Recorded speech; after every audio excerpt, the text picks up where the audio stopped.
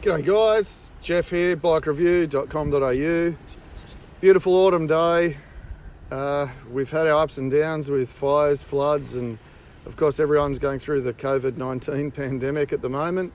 So it is nice to step out of the office and step away from the news, get on a bike and get out in the sunshine for a bit of a ride.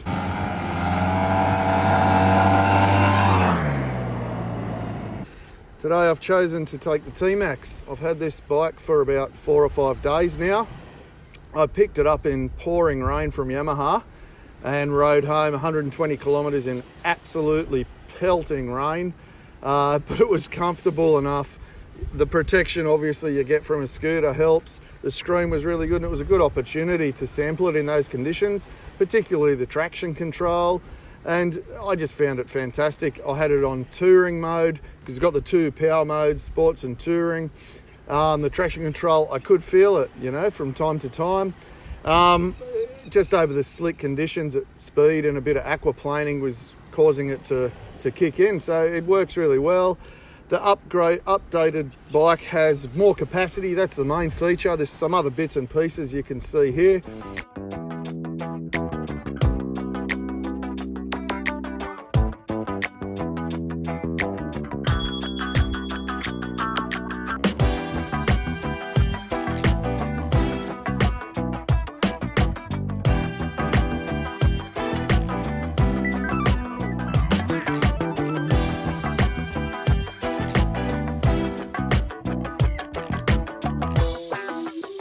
But the main thing is that capacity hike. It was fast before, but now it's really fast. It's got massive amounts of grunt straight off the lights.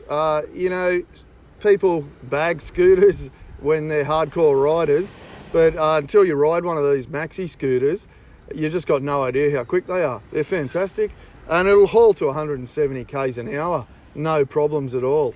It's got ABS, front and rear, brilliant brakes, very powerful brakes. It's got 15-inch wheels, it's got wide tyres, it's got all the things that a real bike has. It's got an aluminium perimeter frame, a real chassis right throughout, and that parallel twin 560cc double overhead cam, 8-valve motor.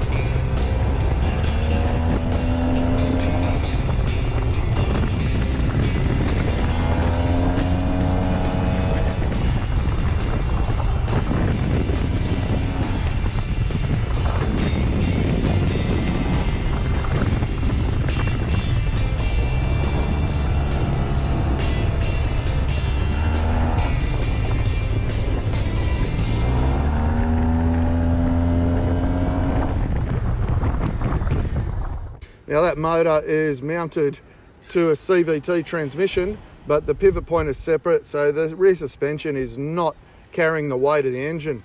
That's another thing that makes this handle like a real motorcycle. In fact, I only call it a scooter because Yamaha do, and because it's got this shape to it. If this was dressed in normal bodywork with a fuel tank here and you rode it, and it had 17-inch wheels, you'd just think it was a motorcycle. So, from front to back, like I said, we've got 15-inch wheels, wide tyres, grippy Bridgestone tyres, they're really good, dual front brake rotors and a single on the rear. The rear brake's super powerful, as you would expect with a bike with a lot of weight over the rear of it, because it is a heavy bike, well over 200 kilos. It's a big bike. It's massive, it's a big mothership. So you've got this giant fairing here. I mean, that's huge, the front of that. It's as big as any sports touring or Luxo touring bike. But it gives you fantastic protection. I'm 187 centimetres tall and I just get the wind straight over the top of my head there on it. If I sit upright, I can clear the visor, pop back down behind it. The mirrors are clear, they don't vibrate at all. You've got LED running lights, LED headlights, all that modern stuff. You've got a very comprehensive dash here. There's no connectivity that's useful. You can't use your navigation or anything like that on this dash. So that'd be nice if that was updated. But you've basically just got Speedo, a central menu, and the Ataco. Menu's a little bit tricky to navigate. It's a little bit temperamental, this switch here. So you've actually got a menu button, and then you've got your standard Yamaha scrolling PC. You can go through to your traction control, get into your different settings and your maintenance and so on and so forth. You've got a couple of buttons on the top here. One locks the bike, one switches the bike off and unlocks the bike. And if you want to get going, you just hit the on button. You've got to carry the fob, which I just think are pains in the ass. I always say it, but out of all the pains in the ass fobs, this is probably one of the easier ones to use. You've got your petrol here, fuel cap, no dramas, simple, and huge amount of storage under the seat. It's massive. Like plenty of room for toilet paper, tissues, whatever else you need at the moment in your life, just to hoard as much stuff as possible in there. Holds a full face helmet and an open face or two open faces, or just a bunch of groceries, whatever you want. Massive seat, really, really wide. And it's quite a tall bike, but because of this width, 187 centimetres tall, like I said. When I sit on this bike, this is on the centre stand, but when it's off the centre stand, looks my helmet, you can see I'm only just flat-footed. So if you're shorter than me, it's going to be a bit of an issue. You would even have to probably stand forward at lights. Now it's just because of the width of that seat. Super wide, quite a hard bike to get on and off. So I do find that a bit of an issue. If I find it hard, imagine anyone shorter. Massive pillion seat, that's super comfy. Huge big seat, huge grab rails, so plenty of room for luggage or just a pillion, as you would take anywhere on one of these. You probably wouldn't even notice the extra weight. Footboards, so I'm more comfortable with my feet forward, obviously just because I've got longer legs, but I can ride with my feet on this position here quite comfortably for a change as well. But once I'm in that position, I'm kind of locked in it.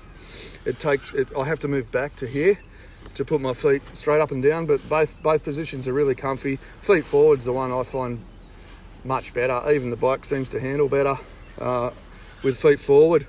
It's got real pillion pegs, proper fold down ones, so you don't have to share your footboard with anyone.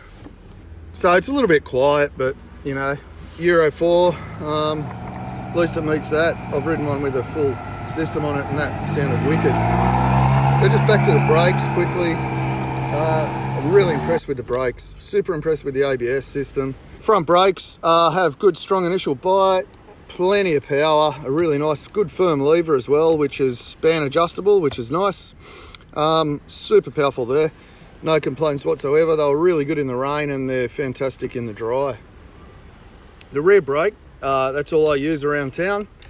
It's pretty much as strong as the front, just about. So individually they're about the same. It's got around about a 50-50 weight bias. So if you squeeze both brakes at the same time hard, it's like eyeballs out of the head. That's how well it stops. Just brilliant. Handling, rear suspension's a bit jittery, like in the high-speed compression, which is kind of those sharp bumps. It doesn't like them. I've been fanging up and down some twisties on it just a little bit this morning, and if you get on those sharp bumps, it will skate a bit across the road. So a little bit more control at the back would be nice, or I don't really know. It could be a bit of refinement there, maybe a little bit less spring and a little bit more damping control. So, but for what it is, for the weight of it, and as a scooter, you know, brilliant. Plenty of grip there, that's for sure. Front end's really good. No complaints there. The forks are great. They will support the scooter really well under the hard braking, but at the same time they remain compliant on the road, and it just tracks through corners really well.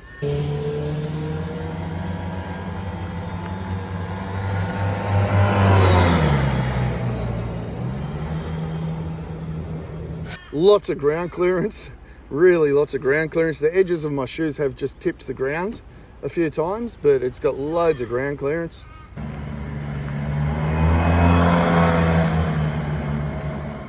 And it's just really good fun. I wish it had heated grips. I wish it had cruise control. And I wish it had a little bit of some type of protection here, because riding home in the rain, that's when I really did notice that my hands were freezing, just absolutely soaking wet.